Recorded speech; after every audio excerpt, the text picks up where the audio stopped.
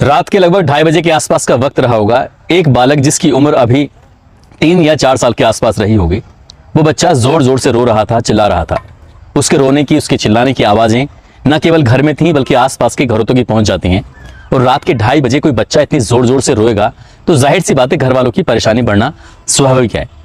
बच्चे के घर वाले, उसके दादा, उसके पापा सबके सब चिंतित हो जाते हैं। उसके बाद उसकी माँ से पूछा जाता है कि आखिरकार क्या बात है, ये क्यों रो रहा है। तो कहती है कि ये बुखार से बुरी तरह से तप रहा है, इसे दवाई नहीं दिलवाई तो बहुत बड़ी दिक्कत हो जाएगी। तभी उसके दादा कहते हैं कि तुम परेशान क्यों होते हो, मैं इसका अभी इलाज करा के लेके आता हूँ।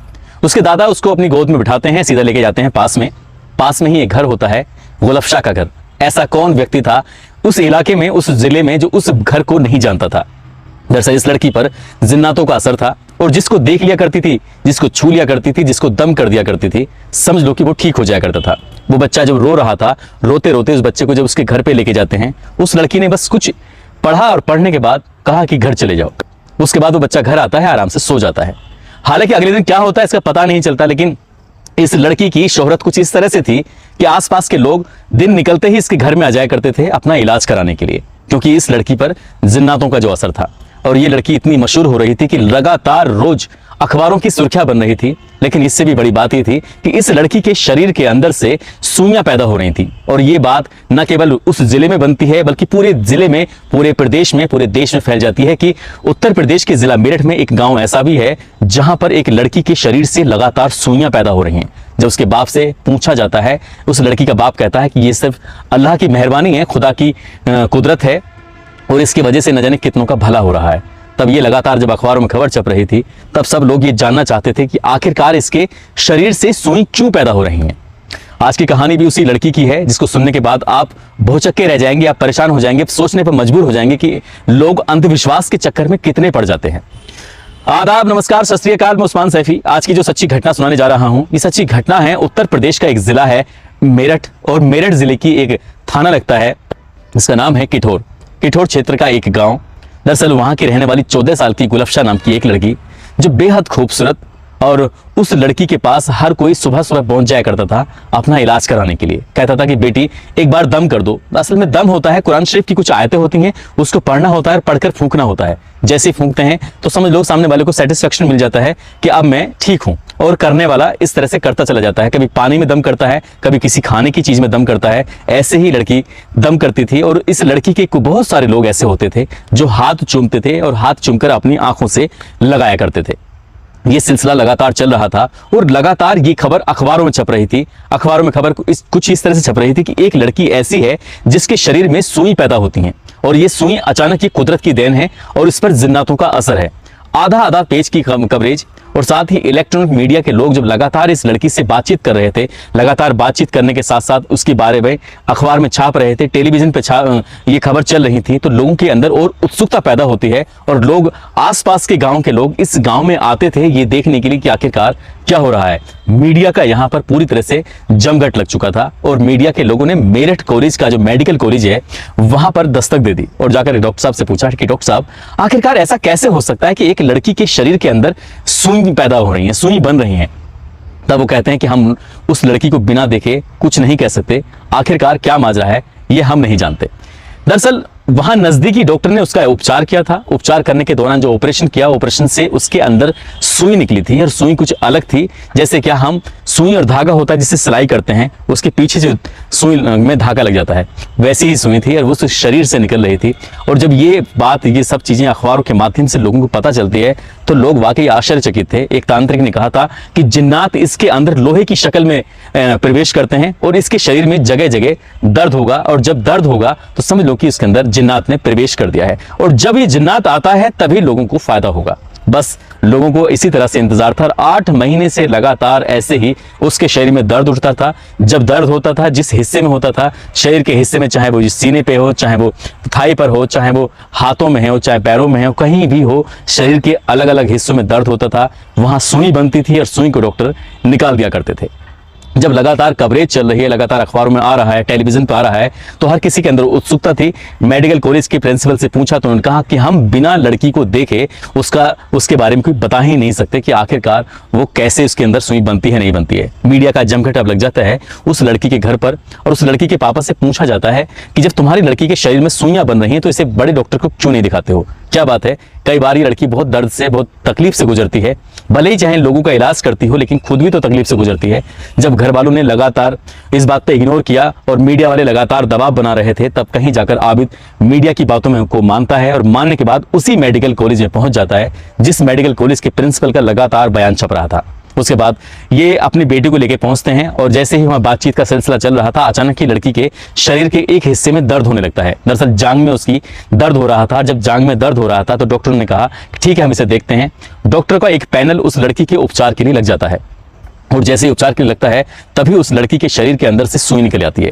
जब सचमुच सुई निकलती है तो वाकई ये करिश्मा हो जाता है और अखबार में बड़ी बड़ी खबर छपती है, आधा आधा पेज की कवरेज होने लगती है। अब न केवल उस डॉक्टर के दिमाग में दर्द होने लगता है बल्कि पूरे इलाके में सनसनी फैल जाती है कि अब तक तो छोटे डॉक्टर इसका इलाज कर रहे थे, लेकिन अब तो मेरठ कॉलेज के जो मेडिकल कॉलेज है उसके बड़े सीनियर डॉक्टर इसका इलाज कर रहे थे, उनके सामने भी सुई निकली है। कुछ ना कुछ तो बात है। अब हर कोई जानना चाहता था कि आखिरकार इस लड़की के अंदर से सुई क्यों निकल रही है।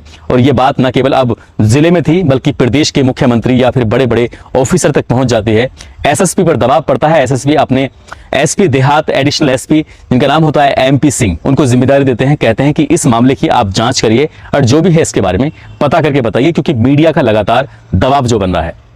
अब यहां से एडिशनल एसपी एक महिला दरोगा, एक पुरुष यानी कि इंस्पेक्टर को, महिला दरोगा और इंस्पेक्टर को तैनात करते हैं और कहते हैं कि इस मामले की जांच करके बताओ कि आखिरकार माजरा क्या है, आखिरकार इस लड़की के शरीर में ऐसी क्या दिक्कत आ रही है। क्योंकि यहां पर एमपी सिंह सीधा प्रिंसिपल के पास पहुंचते हैं और प्रिंसिपल साहब से बात करते हैं। बात करने के बाद कहते हैं कि क्या सचमुच उसके शरीर के अंदर से सुई निकली थी। वो कहते हैं कि हाँ सुई निकली थी और हमने खुद निकाली है, हमने खुद अपनी आंखों से देखी है।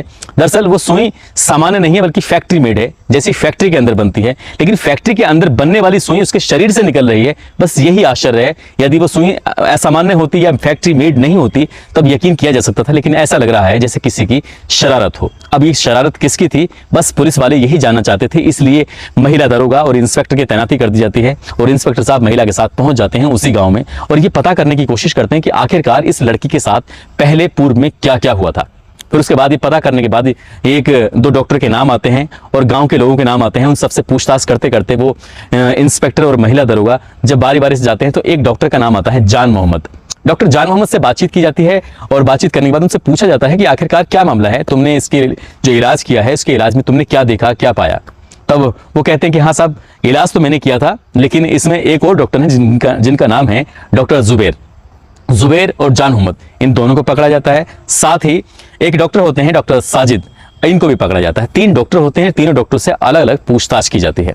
पूछताछ करने के बाद, उनसे बातचीत करने के बाद उनसे कुछ ऐसी चीजें निकल के सामने आती है जिनको सुनकर, जिनको देखकर वाकई हैरानी होती है। तब उस इंस्पेक्टर को पता चलता है कि कुछ ना कुछ दाल में काला है और उसके बाद फिर डॉक्टर साहब से जब सख्ती से पूछा जाता है तो वो चौंकाने वाली बात करते हैं। दरअसल वो कहते हैं कि ये लड़की अब से 7 या 8 महीने पहले यानी कि नवंबर 2002 को ये लड़की अपने पिता आबिद के साथ, इनकी गुलाब शाह अपने पिता आबिद के साथ पहुंचती है डॉक्टर जान मोहम्मद के पास और वहां जाने के बाद कहती है कि डॉक्टर साहब मुझे बुखार आ रहा है, मुझे बहुत तकलीफ है, मुझे बहुत परेशानी है। क्योंकि डॉक्टर गांव के अंदर जो होते हैं वो मोस्टली वो डिग्रीधारी नहीं होते बल्कि झोला छाप डॉक्टर होते हैं। वो भी एक झोला छाप डॉक्टर होते हैं। गाँव के अंदर एक क्लिनिक उन्होंने बनाया हुआ था, एक दुकान में खोला हुआ था। आधी दुकान में तो वो खुद बैठते थे और आधी दुकान के अंदर एक बेंच लगाई हुई थी, बीच में पर्दा डाला हुआ था।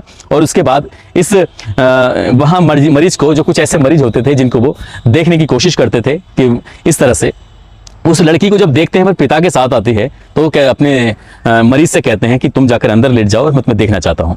लड़की इतनी ज्यादा खूबसूरत, जिसकी खूबसूरती को देख के अच्छे अच्छे लोग पिघल जाएं, वो डॉक्टर क्या चीज थी। उस डॉक्टर ने उस लड़की को अंदर बिठाया, उसके बाद बाहर अपनी बेटी का इंतजार कर रहा था। लड़की सचमुच बीमार थी, बुखार से परेशान थी। उसने उस लड़की को बेंच पर लेटाने के बाद शरीर के अलग अलग हिस्सों को 5 या 6 मिनट तक ऐसे ही छूता रहा और उस लड़की ने इसका कोई विरोध नहीं किया। वो शरीर के अलग अलग हिस्सों पर हाथ फेर रहा था, कभी छूता था, कभी उसे कुछ करता था और ये बार बार कोई ना कोई बहाने से कहता था कि यहाँ दर्द तो नहीं हो रहा है, यहाँ तकलीफ तो नहीं हो रही है। और 6 मिनट तक वो अपने उस बैड टच के साथ उसको ऐसे ही टच करता रहा, उसके साथ खेलता रहा। और जब 5 या 6 मिनट निकल जाते हैं उसके बाद वो अपने कुर्सी पर आकर बैठ जाता है और उसे कहता है कि तुम्हारी लड़की को बहुत दिक्कत है, परेशानी है, और कोई बात नहीं, तुम एक काम करो, मैं 2-3 ये टेस्ट लिखता हूँ, ये टेस्ट करा के मुझे लेके आओ कल और मैं इसे दिखाता हूँ। इससे पहले कि वो यहाँ से लड़की और उसके पिता निकल के जाते, तभी एक तांत्रिक की वहाँ पर एंट्री होती है। वो होते हैं कलीम मियाँ। कलीम मियाँ जैसे ही अंदर आते हैं और वो बाप बेटी यहाँ से निकल रहे हैं, तो दोनों का आमना सामना होता है और देखते ही कलीम मियाँ उस लड़की को देख के कहते हैं कि कितनी खूबसूरत लड़की है यार, ये थी कहाँ अब तक। तो इसी बात पे डॉक्टर साहब कहते हैं कि यार मुझे भी इससे प्यार हो गया है, मुझे भी इसे मतलब मन करता है कि मैं इसे अपने पास रखूं, अपने साथ कुछ इसके साथ करूं। जब एक तांत्रिक और एक डॉक्टर यानी कि झोला छाप डॉक्टर जब आपस में दोनों बातचीत करते हैं, तो इस बातचीत के सिलसिले में इन दोनों ने एक प्लानिंग की। उन्होंने कहा कि मैंने कुछ इसमें दवाइयां लिखी हैं, कुछ ऐसे टेस्ट लिखे हैं, ये लड़की कल दोबारा से यहाँ पर आएगी और जब आएगी तो कुछ ना कुछ ऐसा कुछ नया करना चाहिए जिससे कि बात बन सके। तब कलीम मियाँ कहते हैं कि जब ये आता है इसका बाप आबिद, तो तुम्हें एक बात कहनी है। वो बात ये कह रही है कि इस लड़की पर जिन्नातों का असर है और जिन्नात इसके अंदर लोहे की शक्ल में घुसेगा, और जैसे ही ये बात इसके बाप तक पहुंचेगी तब हम कुछ नया काम करते हैं। यानी कि अगले दिन फिर वही तय कार्यक्रम के तहत वो पहुंच जाता है। और यहाँ इसको डर था जान मोहम्मद को कि वो इसका इलाज नहीं कर पाएगा, इसके अंदर सुई इसके शरीर के अंदर प्रवेश नहीं कर पाएगा, इसलिए उसने अब जो पड़ोसी गांव का डॉक्टर है, डॉक्टर जुबैर, उसको भी मौके पर बुला लिया। अब डॉक्टर जुबैर भी आ जाता है और ये तय कार्यक्रम के तहत मतलब कि अगले दिन उस बाप और बेटी को आना था, वो रिपोर्ट लेके आते हैं। रिपोर्ट सब सामान्य थी, उसमें कोई दिक्कत वाली बात नहीं थी, लेकिन उसने उस लड़की को लिटाया और लिटाने के बाद उस लड़की को एक बेहोशी का इंजेक्शन दिया। और बेहोशी का इंजेक्शन देने के बाद उस लड़की के अंदर, उसके शरीर के अंदर सुई प्रवेश कर दी, और सुई प्रवेश करने के बाद तब वो आराम से उसके साथ ऐसे छेड़छाड़ करते रहे। उन्होंने कहा कि तुम्हारी लड़की पर बहुत ज्यादा दिक्कत परेशानी है, अब यकीन नहीं आता तो देख लेना, 8-10 दिन के बाद फिर एक बार लड़की को मुझे दिखाना। यानी कि लड़की चली जाती है, शरीर में उसके सुई प्रवेश कर जाती है और 8 या 10 दिन के बाद उस लड़की के शरीर में बहुत तेज दर्द होने लगता है, क्योंकि सुई जो अंदर घुसी हुई थी वो परेशान करने लगती है। हर एक बार फिर से वो आता है, क्योंकि तांत्रिक ने पहले से ही बता दिया था कि इसके शरीर के अंदर जिन्न प्रवेश करेगा और वो भी एक लोहे के रूप में। और वैसे ही होता है, उसका उपचार किया जाता है। बाप को कहा जाता है कि तुम कुछ दवाइयां लेके आओ। बाप दवा लेने के लिए दूर चला जाता है अपने उस गांव से। दवाइयां जानबूझ के ऐसी लिखी जाती हैं जो उस गांव में मिलती ही नहीं या आसपास के गांव में ना मिले। उस लड़की को एक बेहोशी का इंजेक्शन दिया जाता है, उसके शरीर के अंदर से वो सुई निकाली जाती है ऑपरेशन करने के बाद, और पहले जान मोहम्मद उसका बलात्कार करता है। उसके बाद फिर डॉक्टर जुबैर उसका बलात्कार करता है, और बलात्कार करने के बाद इसी बीच में उसका जो पापा हैं, उसके अब्बू हैं आबिद, वो भी मौके पर पहुंच जाते हैं और वो उसे कागज में लपेट कर वो सुई दिखाई जाती है कि देखो तुम्हारी बेटी के अंदर से इस तरह से सुई बन रही है। अब यहाँ से सिलसिला शुरू हो जाता है और हर 8वें दिन, 10वें दिन, 15 दिन जब भी मौका मिलता था तभी उस लड़की के अंदर एक सुई निकाली जाती थी, दूसरी सुई उसके अंदर प्रवेश कर दी जाती थी। जब उसे दर्द होता था तो वो सुई निकलवाने के लिए आती थी और ये खबर धीरे धीरे आग की तरह इलाके में फैल जाती है और लोगों को एक मैसेज दिया जाता है कि इस लड़की के शरीर में जिन्न प्रवेश कर गया है, और इसलिए लोग उससे अपना इलाज कराने के लिए, मतलब अंधविश्वास की पराकाष्ठा की एक लिमिट होती है, यहाँ बिल्कुल पूरी लिमिट क्रॉस हो चुकी थी और कितने लोग उस लड़की के दर्द को समझ नहीं पा रहे थे और उस लड़की से इलाज कराने के लिए आते हैं। उस लड़की के हाथों को चूमते थे, उस लड़की के हाथों को अपने आंखों से लगाया करते थे, और वो लड़की के साथ ये डॉक्टर लगातार रेप करने लगता है। जान मोहम्मद, जुबैर और साथ ही ये कलीम मियाँ, तीनों को जब भी मौका मिलता था तब तक उसके साथ ऐसे ही रेप करते थे, बलात्कार करते थे। जब जब उस लड़की को बेहोशी का इंजेक्शन दिया जाता था, उस बेहोशी के इंजेक्शन देने की शुरुआती दौर में जब डॉक्टर की डिमांड बढ़ जाती है तो पास के ही गांव से ये इंजेक्शन लेकर आया करता था। उस डॉक्टर का नाम होता है डॉक्टर मामूल। डॉक्टर मामूल के पास वो बेहोशी के इंजेक्शन मिलते थे।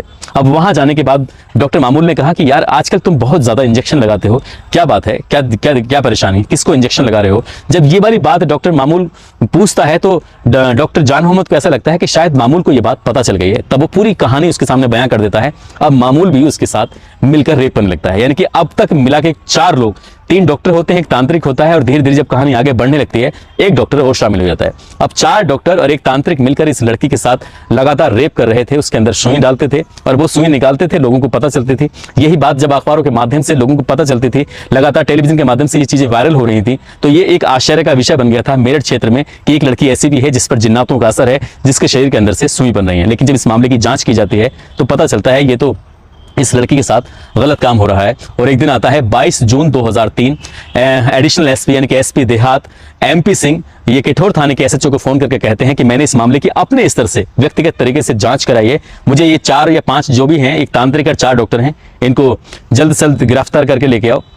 और बात करनी है। उन्हें गिरफ्तार करके थाने लाया जाता है और थाने लाने के बाद जब प्रेस कॉन्फ्रेंस की जाती है तो मीडिया के यहाँ जमघट लग जाता है और मीडिया के सामने वो अपनी सारी सच्चाई, पूरी कहानी जब बयां करते हैं तो लोग सुनकर हैरान थे, परेशान थे। लोगों का गुस्सा फूट जाता है, न केवल प्रशासन का गुस्सा फूटता है बल्कि पत्रकार और आम लोग इतने परेशान थे कि एक 14 साल की बच्ची के साथ लगातार 8 महीने से बलात्कार हो रहा है और लोगों को यह मालूम किया गया कि ये कुदरत का करिश्मा है, ये अंधविश्वास नहीं तो क्या होगा। हालांकि चारों को गिरफ्तार करके या 5 को गिरफ्तार करके जेल भेज दिया गया था और पुलिस ने, आम लोगों ने भी उन आरोपियों की जमकर खबर ली थी और उसके बाद उस इलाके में फिर किसी लड़की को कोई सुई नहीं निकली। दोस्तों, इस घटनाक्रम को सुनाने का उद्देश्य भी किसी को परेशान करना नहीं है, किसी का दिल दुखाना नहीं है, बल्कि आपको जागरूक करना है। यदि आपके आसपास किसी भी बहन बेटी के साथ इस तरह की कोई दिक्कत, कोई परेशानी हो रही है तो आपको जागरूक रहने की जरूरत है। इस तरह से अंधविश्वास के चक्कर में पड़ने की बिल्कुल भी जरूरत नहीं है।